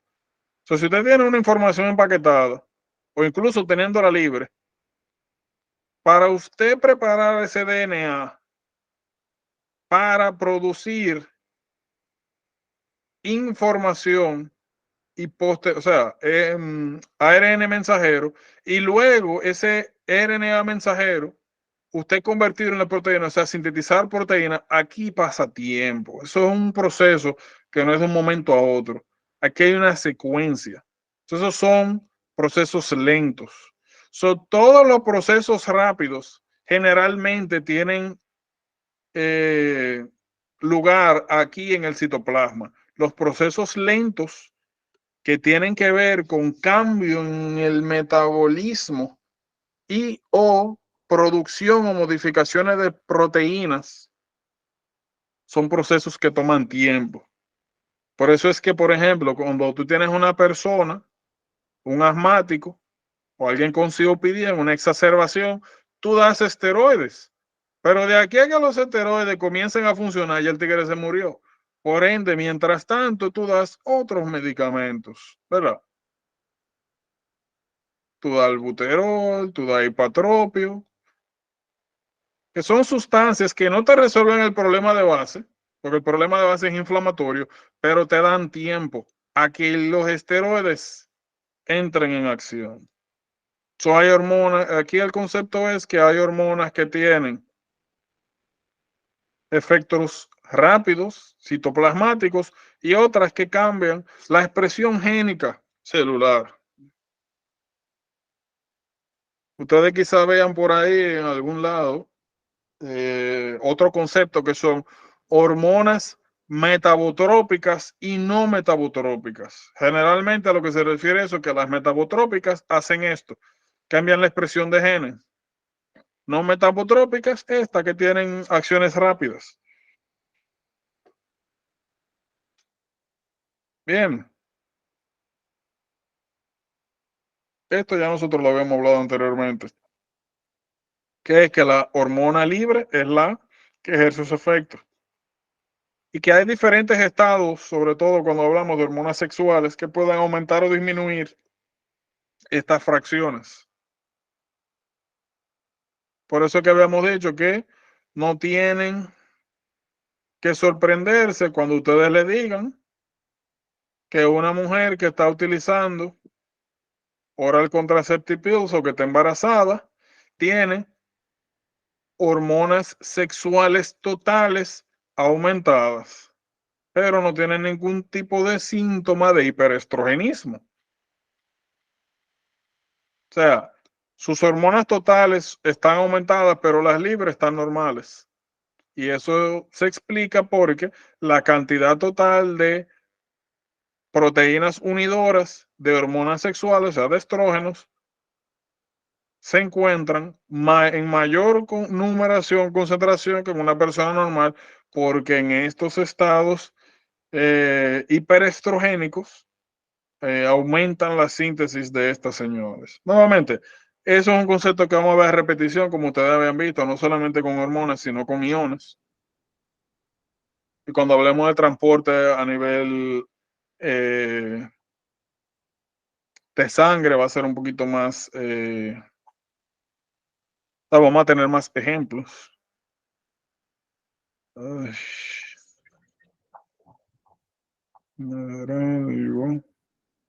Ok.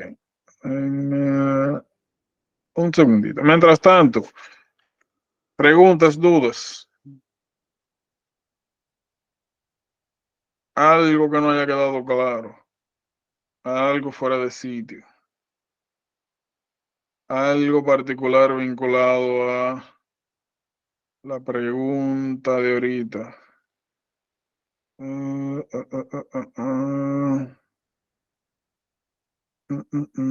Había algo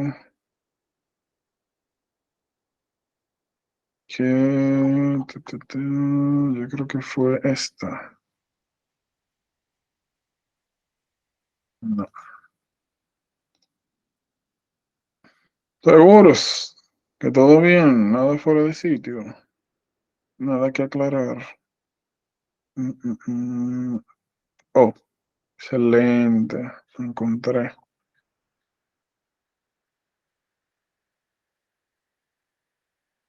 Mm,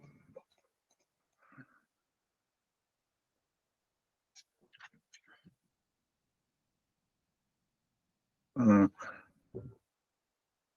Fíjense, vamos a agarrar esto. Ups. Vamos a agarrar esto.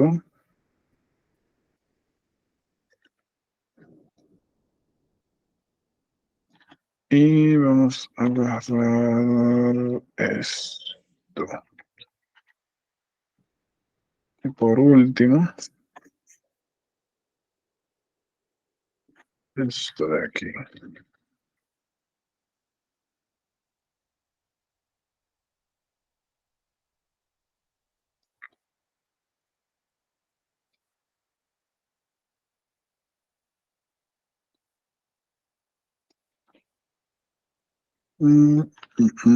Esto no va, esto no va.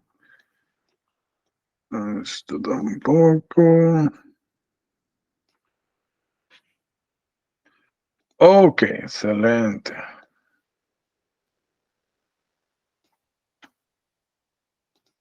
Mira aquí.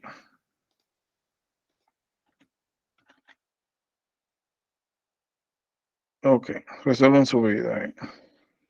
Tienen 3 minutos.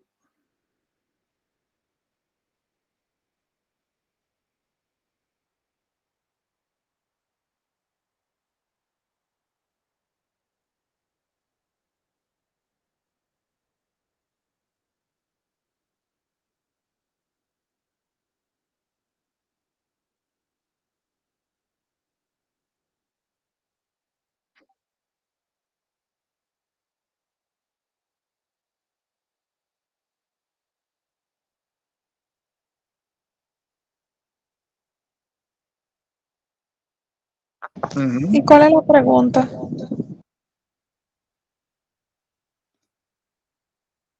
Eso mismo me iba a preguntar yo. ¿Qué vamos a hacer? O sea, ¿qué haríamos? O sea, ¿cuál sería el siguiente mejor paso? Ok.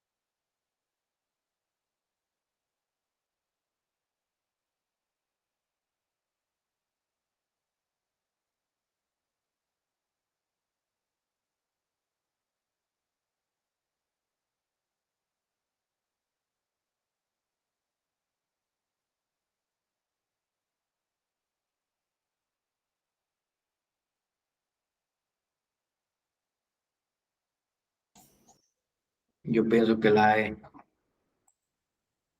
Ok.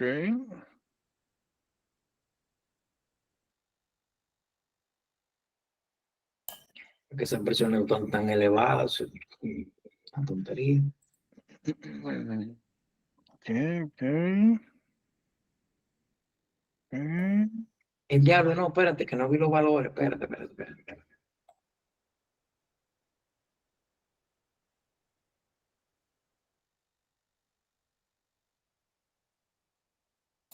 Sí, me quedo con la E. So, la pregunta aquí. Ajá.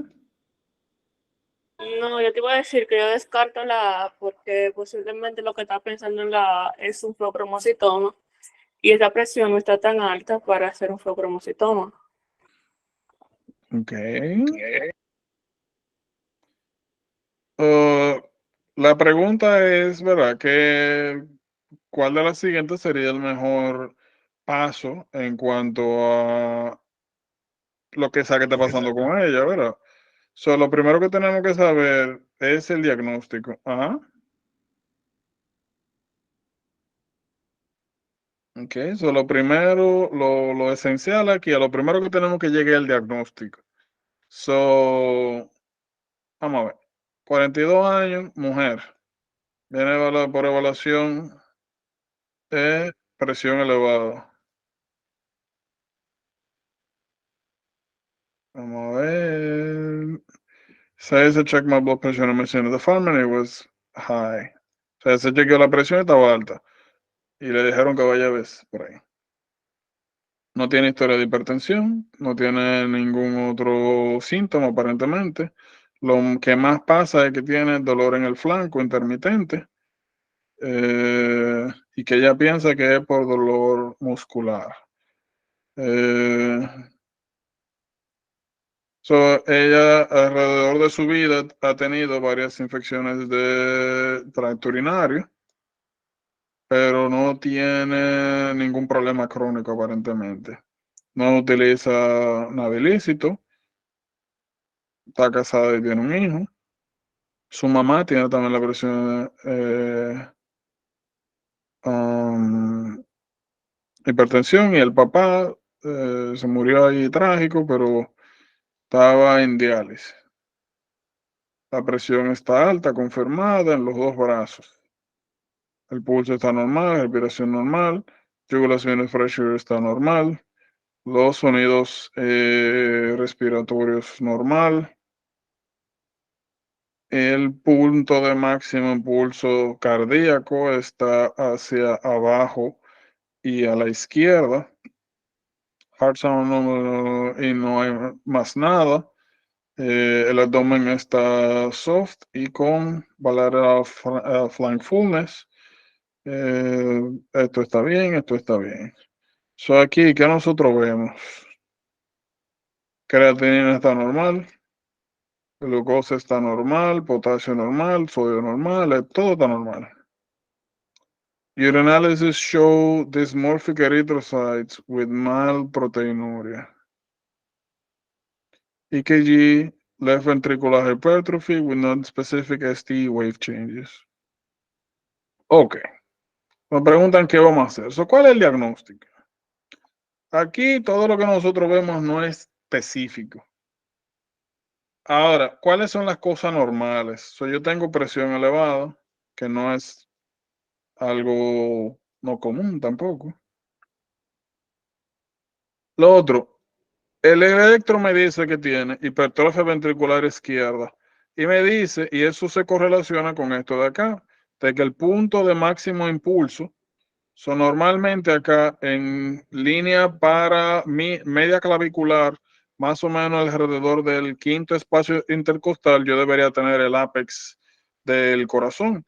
Normalmente cuando ese punto, que es la punta del corazón, que le llaman el apex, el punto de máximo, de impulso máximo, está desplazado hacia la izquierda, o sea, hacia la axila, o la línea axilar anterior, normalmente eso significa que tenemos agrandamiento del corazón.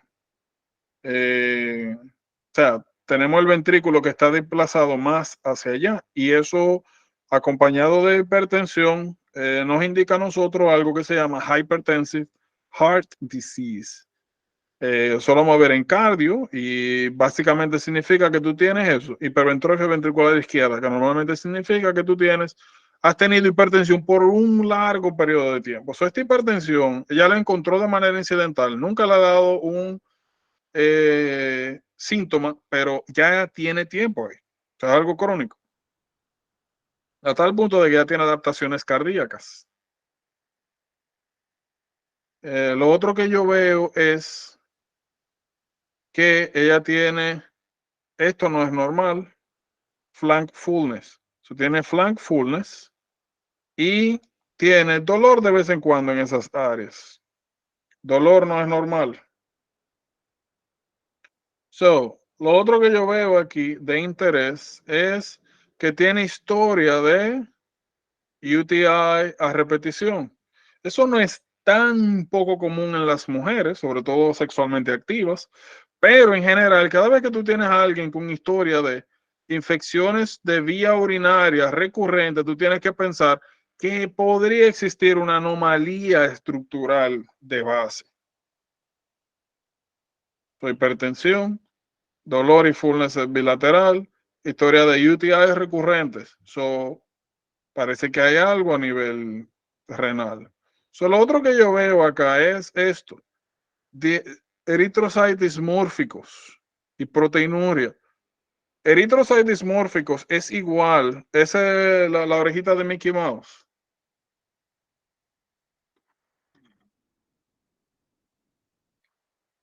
So in microscopy, the small big RBC, Mickey Mouse. Esto era lo que yo le había dicho a ustedes anteriormente. Los eritrocitos dismórficos en forma de Mickey Mouse. Eso es igual a CAST. Eso me indica a mí que hay algún problema estructural, posiblemente involucrando la membrana basal glomerular o el proceso de filtración o algo estructural renal. Yo tengo historia de infecciones recurrentes y esto me indica a mí que hay algo mal con los riñones y tengo en el examen físico tengo cosas, dolor intermitente, tengo fullness. Hay algo definitivamente que está mal. Aquí hay otro clue en la pregunta y es, el papá estaba en diálisis. ¿Qué patología nosotros conocemos que tiene anormalidad estructural renal, que tiene un componente genético?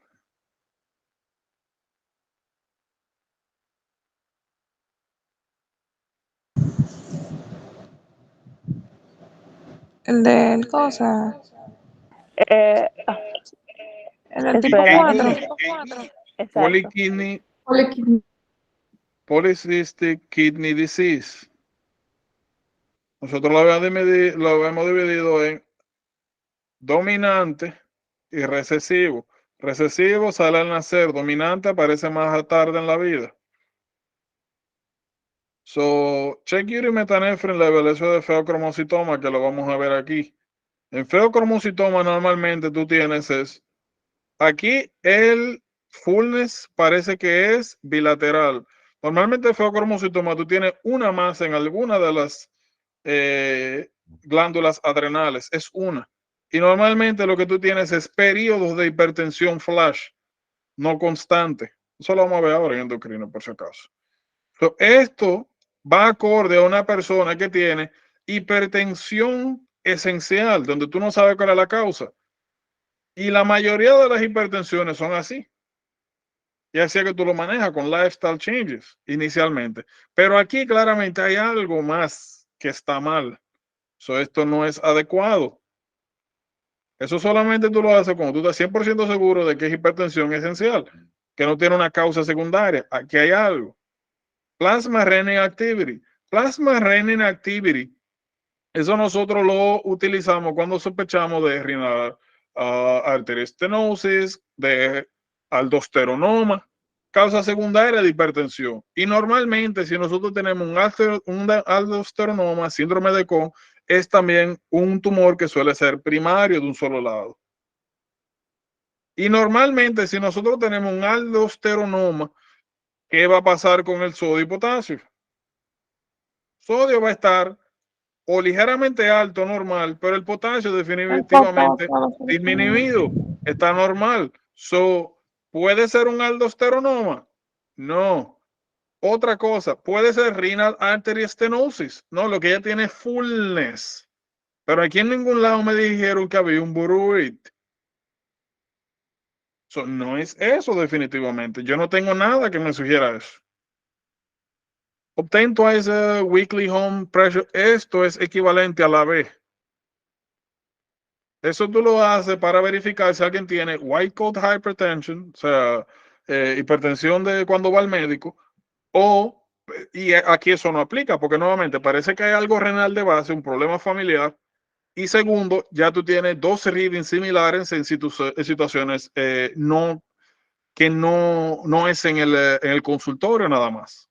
¿Qué no queda? Renal ultrasonography. Muy probablemente lo que ella tenga es riñones poliquísticos.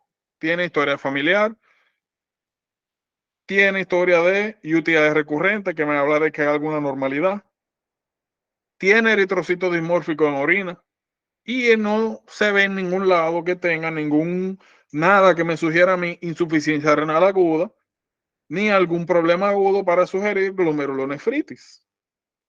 Esto es un problema crónico estructural renal. Bien. Yo le dije que hay algunas enfermedades que la presentación es bien deceiving, es bien como salvaje, como bien rebuscada. Pero ustedes ponen las cosas en su sitio y le llegan. Digo, a mí se me olvidó dónde fue que yo la saqué. Si iba a buscar, porque eso tiene una continuación, pero se me olvidó dónde fue que la puse. Y como yo le dije, yo no fui a buscar la respuesta, yo fui por partes, porque sí, por qué no, y eso es lo que yo hago. La única razón por la que yo puse esa pregunta bien cuando me salió fue porque nuevamente yo sé que un problema crónico, tengo historia familiar que es importante y tengo cosas que me dicen que hay algo pasando con el riñón. Y ninguna de esas cosas van acorde a las otras respuestas. De inicio yo no sabía que era esto. Pero cuando yo fui descartando y vi que aquí me dicen ultrasonografía y yo veo que las otras cosas no se correlacionan con lo que va a este caso, ni con las patologías que me están mencionando acá, ya yo sé cuál es, o sea, por dónde irme y qué sugerir. Pero desde aquí solo, inicialmente yo no pensé en eso. Esas son de las preguntas que tienen con un componente rebuscado. Por eso que yo no sé si era tío o papá, pero era un familiar.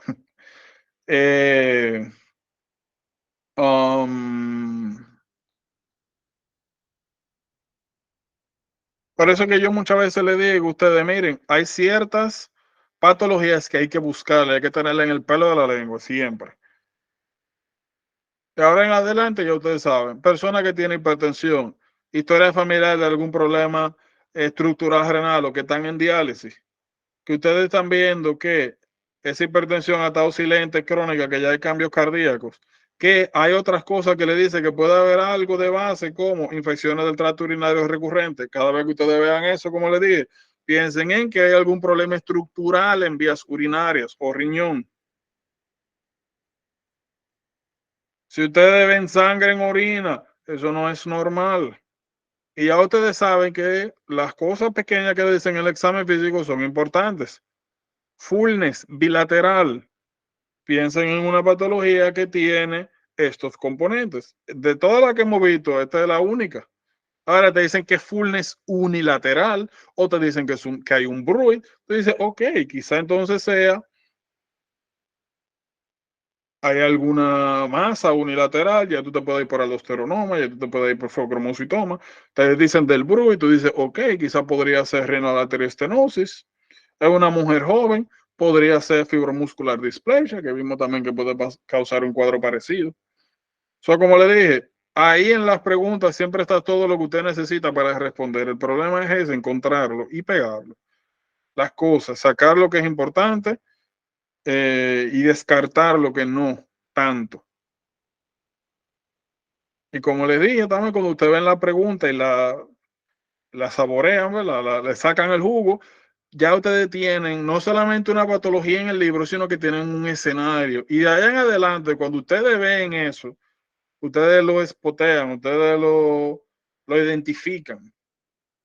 Por eso le dije, ahora mismo no nos interesa responder bien. Lo que nos interesa es aprender con las preguntas. Ustedes van a tener herramientas más adelante para testear su conocimiento. Pero mientras tanto, estas preguntas son para esto, para hacer estos ejercicios, una forma de aprendizaje.